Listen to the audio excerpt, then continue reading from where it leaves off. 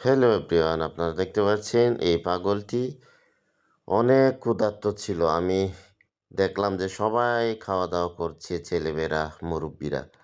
সে দাঁড়িয়ে দাঁড়িয়ে দেখছে।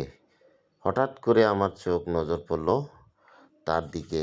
সে হয়তো ক্ষুধার্ত, খাইতে চাচ্ছে, কিন্তু খাবারের জন্য বসছে না। কেউ যদি কিছু বলে, আমি দেখে বললাম, তুমি ভাত খাবা?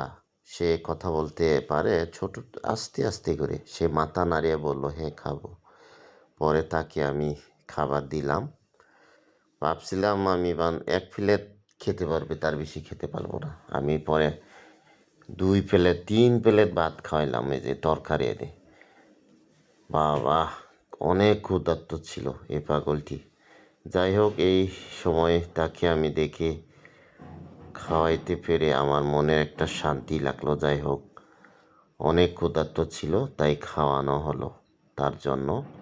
ভালো লাগলো। এই যে আরও ভাত দিচ্ছি। এইভাবে টোটাল 3 প্লেট ভাত খেয়েছে। ভালোই খেয়েছে, অনেক ক্ষুধার্ত ছিল।